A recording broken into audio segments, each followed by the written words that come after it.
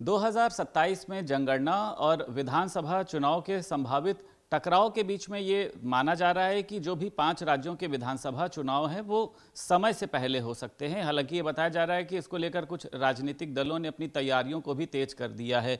Sir, ये क्या मतलब एक अटकलें जो उठ रही हैं कि विधानसभा चुनाव जो है वो पहले हो सकते हैं, क्योंकि जनगणना का दूसरा चरण भी जो है वो फरवरी और मार्च में ही होता है, और अमूमन ये कई चुनाव अगर हम देखते हैं तो देखा गया है कि फरवरी और मार्च में ही चुनाव होते हैं। सर, फरवरी मार्च का ड्यू चुनाव महीने 2 महीने आगे पीछे होने में कोई दिक्कत नहीं होती।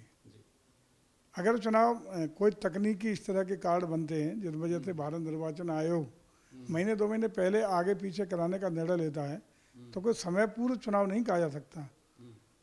नोटिफिकेशन 2 महीने आगे पीछे हो सकता है, आगे हो सकता है। समय पर यदि कोई इस तरह की तकनीकी महत्वपूर्ण कोई निर्णय, महत्वपूर्ण कोई कार्रवाई, जनगणना ज़्यादा महत्वपूर्ण या अन्य कोई ज़्यादा कार्ड बनता है तो ये भारत निर्वाचन आयोग अंतिम 6 महीनों में सारे अधिकार उसके अधीन होते हैं कि वो चुनाव को थोड़ा बहुत आगे पीछे कर सकता है। ऐसा तो नहीं माना जा रहा है कि पश्चिम बंगाल और बिहार चुनाव के बाद भारतीय जनता पार्टी की बड़ी लहर जो है वो अभी तक चल रही है और भारतीय जनता पार्टी इसको भुनाना चाहती है कि अगर समय से पहले कर लेंगे तो चांसेस जो हैं वो ज़्यादा रहेंगे?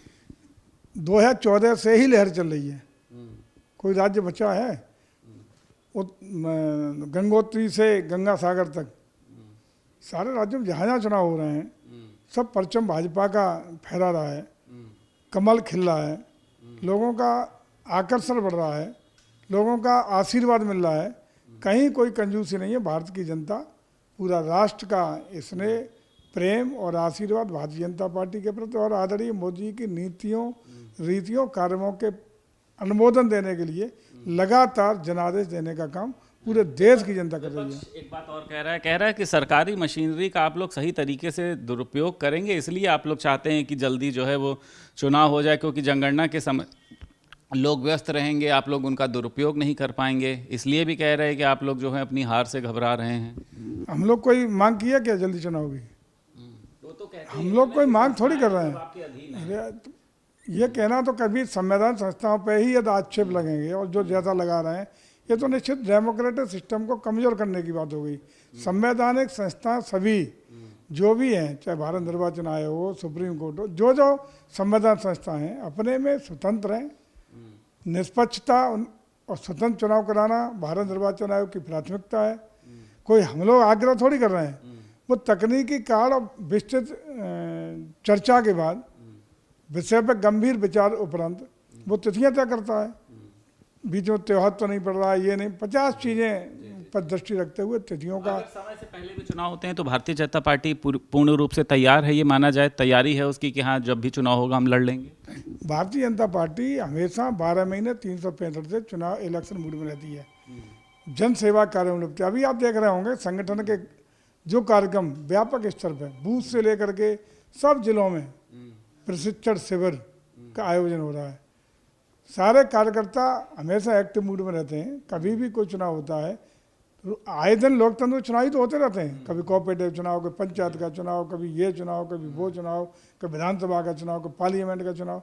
इसी के लिए तो भारतीय जनता पार्टी का ये बार बार मन है और प्रयास है कि एक राष्ट्र एक चुनाव की भूमिका में देश आए, ताकि हमारी मशीनरी का, हमारे संसाधनों का, हमारी अर्थव्यवस्था का प्रयोग जो फालतू हो रहा है, जो मितव्ययता हो रही है, उसको रोकने का काम किया सके। पंचायत चुनाव किसी तरीके से हार की डर की वजह से आप लोगों ने मतलब नहीं कराए हैं, इसको लेकर भी विपक्ष आरोप लगा रहा है। हालांकि प्रधानों को प्रशासक बनाया गया है, ये भी एक बड़ा कदम है। इसके पहले एडीओ या अन्य लोग जो हैं वो प्रशासक होते थे।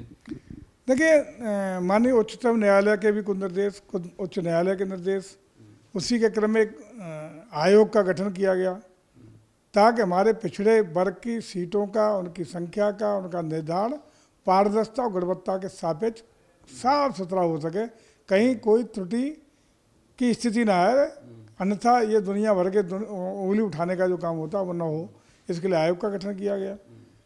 चुनाव समय पर हो उसके लिए सरकार हमेशा प्रयासरत रहती है, लेकिन तकनीकी ऐसे कार्ड बने कि चुनाव आयोग जो गठन पिछड़ा वर्ग आयोग को हुआ है उसकी रिपोर्ट आने में समय लगेगा। उसकी रिपोर्ट आएगी, फिर उसका परीक्षण होगा, फिर लागू होगी, तो उसमें समय लगने वाला है। इस कारण से चुनाव और अन्य भी मतदाता सूची का भी विलंब से आने का एक कारण रहा। कई तकनीकी ऐसे कारण हैं जिनकी वजह से समय पर चुनाव कराना चाहते हुए भी संभव नहीं हो पाया है। जैसे ये सारी जो तकनीकी चीज़ें हैं, माननीय उच्चतम न्यायालय, हाईकोर्ट के जो डायरेक्शंस हैं, उसका परिपालन करते हुए पारदर्शी और साफ सुथरा चुनाव, सभी को विधिवत आरक्षण की व्यवस्था करते हुए सरकार चुनाव कराने के लिए प्रतिबद्ध है। और जब तक, चूँकि समय आज 26 तारीख को प्रधानों का कार्यकाल समाप्त हो रहा है, तो इसका कहीं ना कहीं चूँकि कोई कार्य प्रभावित न हो, गाँव की विकास कार्य प्रभावित न हो, तो तात्कालिक व्यवस्था तो होनी थी। उसी के अंतर्गत जो प्रधान है, अनुभवी हैं, वो अपना कार्यकाल कंटिन्यू 6 महीने आगे कर सकें, लेकिन नीतिगत निर्णय बिना डीएम की अनुमति के और डीपीआरओ की संस्तुति के बिना नहीं कर पाएंगे। लेकिन रोज़मर्रा के सारे कार्य गांव पंचायतों के चलते रहें, कोई कार्य प्रभावित न हो, इसके लिए तात्कालिक व्यवस्था सरकार ने अगले 6 महीनों तक के लिए करने का काम किया। आपकी सरकार ने सर अभी कुछ दिन पहले आंकड़े पेश किए थे जिसमें ये बताया गया था कि सबसे ज़्यादा इनकाउंटर जो अपराधियों के हुए, लेकिन आज अखिलेश यादव एक बड़ी प्रेस वार्ता करने जा रहे हैं। उन्होंने एक ट्वीट भी शेयर किया जहां चाय के होटल में बैठे हुए कुछ लोग इन इनकाउंटर पर चर्चा कर रहे थे और अखिलेश यादव कह रहे हैं कि सबसे ज़्यादा जो इनकाउंटर हुए वो 85% पीडीए के लोग उसमें शामिल थे। ये सरकार पीडीए विरोधी है। मुझे लगता है अखिलेश जी बहुत छोटी सोच के साथ ये बात कर रहे हैं। अपराधी की कोई जात नहीं होती। अपराधी का मतलब अपराधी होता है, वो चाहे जिस जाति का हो, जिस वर्ग का हो, जिस संप्रदाय का हो, उससे कोई सरोकार नहीं होता। और हमारी सरकार, ये तो चूँकि इन्होंने अपनी सरकार में यही सब सोच के साथ काम किया था, उसी से तमाम इनकी बदनामी भी हुई, लॉ एंड ऑर्डर खराब हुआ, प्रदेश दंगे के आग में जल गया। यही सब इनकी सोच के कारण था।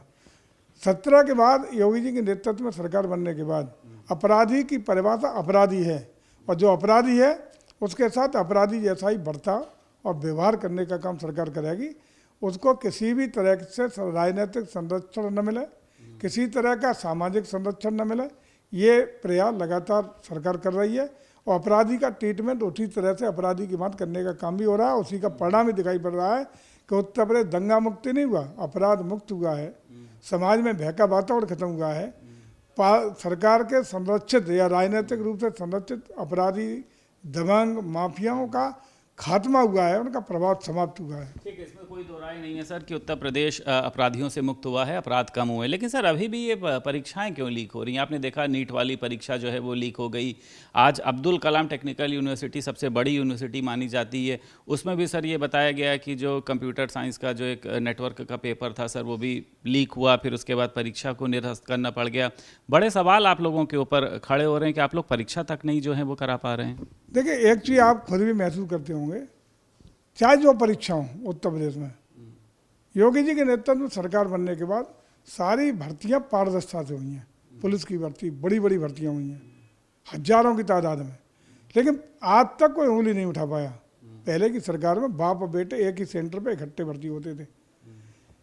अब विषय आता है लीक होने का, तमाम लोग इन्वॉल्व होते हैं, लेकिन ये लीक का निकल के आना, उस पर कार्रवाई होना, कठोरता से उसको प्रतिबद्धता के साथ सरकार पारदर्शी तरीके से उसको कुचलने का काम कर रही है।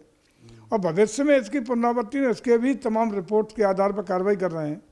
लेकिन परीक्षा साफ सुथरी, ईमानदारी के साथ, गुणवत्ता के साथ, पारदर्शिता से हो रही है और भर्तियाँ भी उसी अनुसार हो रही हैं।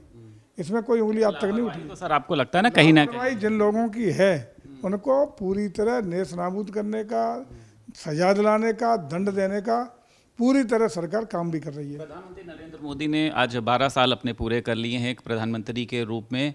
कैसे देखते हैं आप उनकी लोकप्रियता को? क्योंकि विपक्ष के तो निशाने पे वो लगातार रहते हैं, चाहे विदेश जाएं या कहीं पर भी अगर कुछ भी करते हैं।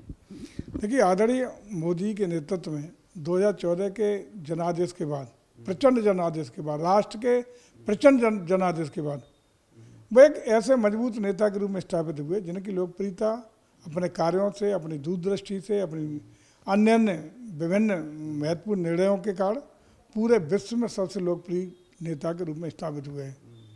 स्वस्थ रहें, सानंद रहें और दीर्घ काल तक भारत का नेतृत्व ऐसे ही करते रहें, ये हम सब लोगों की शुभकामनाएं हैं। और निश्चित रूप से मोदी जी के नेतृत्व में विश्व गुरु भारत बने, मोदी के नेतृत्व में पुनः विकासशील भारत से विकसित भारत बने, इस संकल्प के साथ राष्ट्र आगे बढ़े, ताकत बनो, ताकतवर बने और हर क्षेत्र में, आर्थिक क्षेत्र, सामरिक क्षेत्र, हर क्षेत्र में बहुत प्रचंड ऊंचाइयों के साथ विश्व का अग्रणी देश बनने के लिए निरंतर तेज गति से आगे बढ़ रहा है। इसके लिए अपने नेतृत्व को, आदरणीय मोदी जी को पुनः हम लोग बधाई देते हैं, शुभकामना देते हैं, उनकी दीर्घायु की कामना करते हैं। क्षेत्र में जब जाते हैं आप मंत्री जी, तो आपसे लोग सवाल नहीं करते हैं कि पेट्रोल महंगा हो रहा है, डीजल महंगा हो रहा है, तो महंगाई बहुत ज़्यादा बढ़ रही है, क्योंकि अखिलेश यादव तो कह रहे हैं कि जितना पेट्रोल और डीजल के दाम बढ़ेंगे उतना भारतीय जनता पार्टी वालों की जो है वो कमीशन बढ़ेगी। देखिए, अखिलेश जी पता नहीं कैसी सारी जानकारी होते हुए इस तरह की बातें कर रहे हैं। उन्हें पता है कि पूरी वैश्विक स्थितियाँ क्या हैं। पूरा विश्व इस समय ऊबापो अनिश्चितता के दौर से गुजर रहा है। सारा विश्व प्रभावित है, बल्कि अड़ोस पड़ोस के देशों में तो गुणात्मक रूप से डीजल पेट्रोल की कीमतें बढ़ी हैं। यहाँ तो अब तक 4 बार में 7 रुपये के आसपास बढ़ी हैं डीजल पेट्रोल, लेकिन अन्य देशों में दूनी कीमतें हो गई हैं। बगल के पाकिस्तान में क्या हाल है। अन्य जितने भी हमारे पड़ोसी देश हैं, वैश्विक जो स्थितियाँ हैं वो पूरी भयावह हैं। उन सब चुनौतियों के बीच में भारत मजबूती के साथ डीजल, पेट्रोल और अन्य रसोई गैस के अन्य किराए से तो नहीं होने दे रहा। हर चीज़ मुहैया है, लेकिन कीमतों का उछाल परिस्थितियों के आधार पर होता है। लेकिन वैश्विक हालात आज जो हैं वो आप देख ही रहे हैं। ईरान, इजराइल और अमेरिका के साथ जो एक वातावरण बना हुआ है, उसके कारण देश पूरा विश्व प्रभावित है। और इन चुनौतियों का मुकाबला भी भारत ने बखूबी मजबूती के साथ किया है। कहीं ऊर्जा के क्षेत्र में आपूर्ति में बाधा नहीं आने दी, लोगों को डीजल, पेट्रोल और रसोई गैस की उपलब्धता कराई है। रेट का जहाँ तक मामला है, कंपनियां लगातार घाटे में जा रही थी, और वो घाटा आखिर कब तक सरकार अपने संसाधन झेल सकती है, उसी के कारण मूल्य वृद्धि हुई है। लेकिन इसके सापेक्ष अन्य देशों में, पड़ोसी देशों में या अन्य बाहर के देशों में जो वृद्धि हुई है मूल्य की, उसके सापेक्ष भारत की मूल्य वृद्धि बहुत कम है। बहुत शुक्रिया बात करने के लिए। उत्तर प्रदेश सरकार में कैबिनेट मंत्री जयवीर सिंह हमारे साथ मौजूद थे। लखनऊ से वीडियो जर्नलिस्ट शुभम के साथ संदीप खेर, भारत समाचार।